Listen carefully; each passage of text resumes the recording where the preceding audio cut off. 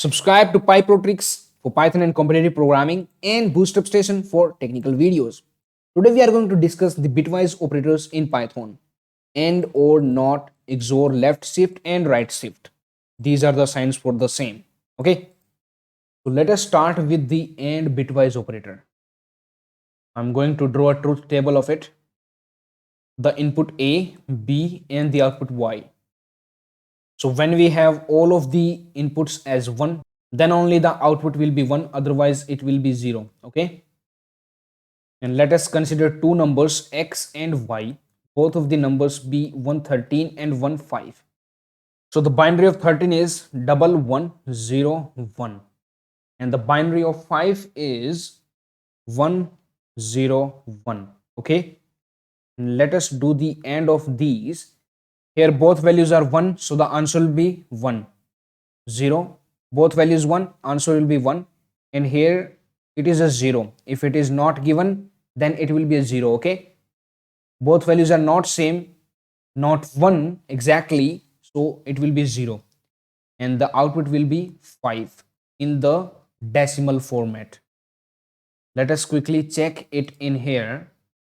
So x is equal to 13, y is equal to 5, and we are going to do the AND of x and y, which will give us 5 as the answer, you can see. And you can also make the AND of more than one values. Let us say it is 7. All right, what will be there? 1101 for 13, for 5 101, and for 7 it is 111. This is for 7. Okay, let us do the AND of all these. If all of the values are 1, here you can see they are, all of them are 1, so it will be 1 here. All values are not 1, so it will be a 0. All values are 1, so it will be a 1, and here 0 0, so all are not 1, so it will be a 0. So this is the binary of 5. Let me show you. Control C, and let us make another number. Z is equal to 7, and we paste it here, and Z. You can see that the answer is 5. Hope you got it, right? Let us move to the second operator, OR operator, OR. So second operator is our OR operator, which is represented by this sign. Let us make the truth table of this also. Input A, B and the output Y. So in the OR operator, at least one of the inputs, the input values must be a 1. Then only the output will be 1. And if all of the values are 0, as in the first case, then the output will be 0. Let us take the example again. X is equal to 13, y 5, z is 7. Again draw the binary of these, 1101, and for 5 101. It will be a 0 here, and we are going to do the OR of these. So at least one of these values is 1, so output will be 1. None of the values is 1, so it will be 0. At least one of these is 1, and out of these one value is 1, so the output will be 1. So what does this number represent is 13. Let us quickly go in the code also. X is equal to 13, y is equal to 5, x or y will give you 13 as the answer. And you can also check for more than two values. Z is equal to 7, and do the OR of Z here also. And you can see the answer is 15. Let us get the answer 15. So we are going to use 13 binary, then the binary of 5, then the binary of 7, which is 111. Okay, so at least one is there. One, we have a 1 here, so we'll be putting 1 here, again 1 here, 1. This will be 0. We are doing the OR of all these, so we have a 1 in this vertical line, so we'll be putting a 1 here. This is the binary of 15. So now let us move to the third operator, that is NOT operator. The third is our NOT operator, is represented using this sign. So it works on single operand only. So the NOT of 0 is 1, and the NOT of 1 is 0. So for understanding this NOT operator, I have made a video for you which contains a lot of things which are to be discussed before we understand this NOT operator. So please watch that video, okay? And now let us go with the fourth operator, that is XOR operator, okay? So here we have the fourth number XOR operator represented using this sign. Let me make the truth table of it. The input A, input B, and the output Y. So here, when both of the values are same, then the output will be 0, okay? And when they are different, then the output will be 1. So let us check it out. For x is equal to 13, we had 1, 1, 0, 1. And y is equal to 5, we took, which was 1, 0, 1. And if we do the XOR of it, same bits will be 0, again same, it will be 0, again same, it will be 0, and here we put 0 if there are no bits under this one. So we have different bits, so the answer will be 1. And if we convert it into decimal, then it will be 16. Let us quickly run it.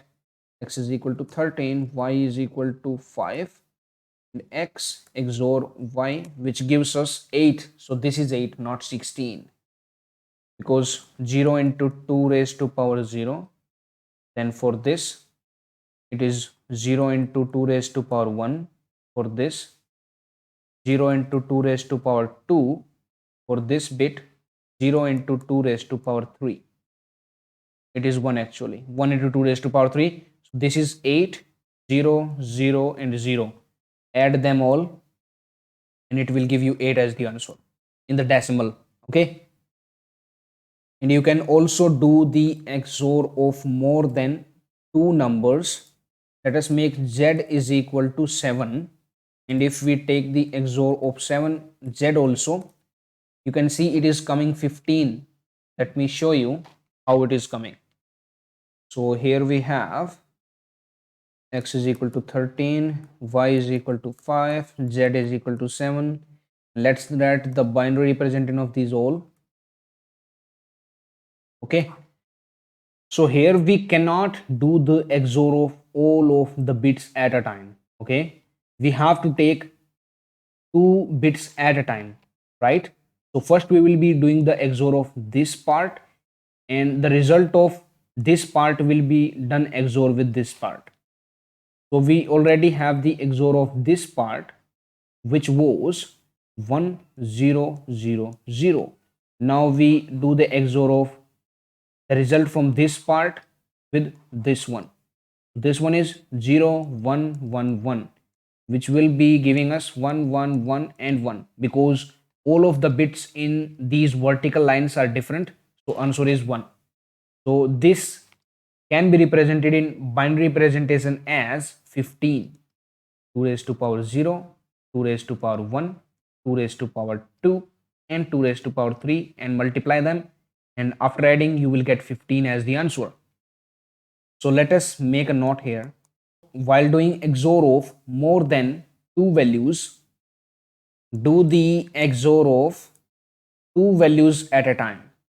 So like if you have one more value here, a is equal to 8, then first you will do XOR of these two, then the result will be done XOR with this, and then the result of those will be doing the XOR with this a, okay?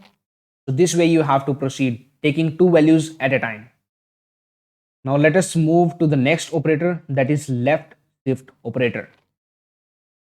So this is our fifth operator, left shift, denoted using this sign, okay, double less than equal to sign. So what this operator does is, let us take example as 13 here, x is equal to 13, and if we left shift it by 1 bit, so the binary representation of 13 is 1, 1, 0, 1. Now left shift it by 1, it will give us 1, 1, 0, 1, and add a 0 to it on the left side. So left shift actually means is, write the binary representation of the number and add the number of zeros on the right side of the number to which you want to left shift.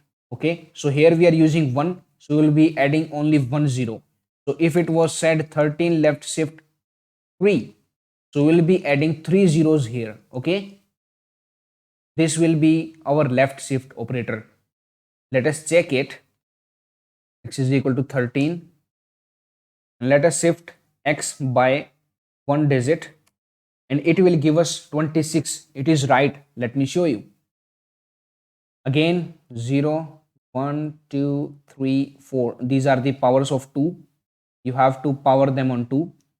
So its decimal representation will be 1 into 2 raised to power 4 plus 1 into 2 raised to power 3 plus 0 into 2 raised to power 2 plus 1 into 2 raised to power 1 plus 0 into 2 raised to power 0, which will be giving us 16 plus 8 plus 0 plus 2 plus 0, which is nothing just 26, right? And if we shift it by 2, then you can see it is giving us 52, which is right. So what left shift actually does is, if we have X left shift by n digits, then it will be just multiplying X with 2 raised to power n. So this is what it is doing. So we had 3 here, 3 digits. So it will be just multiplying X with 2 raised to power 3. So it is nothing just 13 into 2 raised to power 3, which is 13 into 8, which gives us 104. Now let us move to our last operator, that is right shift operator. This is operator number 6, right shift, represented using 2 greater than signs. So again we take the number 13 here, and if we want to shift X by 1 bit, and the binary representation of 13 is 1101. So if it says right shift by 1, so we will be discarding last 1 bit and the answer will be 110. And if it says discard X right shift 2, then write the binary representation of 13 and discard the last 2 bits, which will give us the answer as 11, whose decimal representation is 3. And here the decimal representation is 6. Let us see in code. X is equal to 13, and if we write shift X by 1, we will be getting 6. It is right here. You can see it right here, right? And if we shift X by 2 digit, you can see it is giving us 3. It is right here. So the right shift is nothing but, if we say X right shift n, what it is doing is just multiplying X with 1 upon 2 raised to power n. So it is nothing but just dividing X by 2 raised to power n, the number of bits we want to shift it. And now you will say that if we divide 13 by 2 raised to power 1, when it is said that X is equal to 13 and we want to shift it by 1 bit, then it will be giving us 6.5, right? So we only have to take the integer part of it. We have to discard the decimal part. We only have to take the integer part. That is why we are getting 6, not 6.5. All right. So now we have discussed all of the bitwise operators. For not, please watch the video in the description and subscribe to PyProtix and Boost Up Station. Thank you for watching. Now it's time to discover more. Simply click on the screen to subscribe to our channel and watch another video to discover more.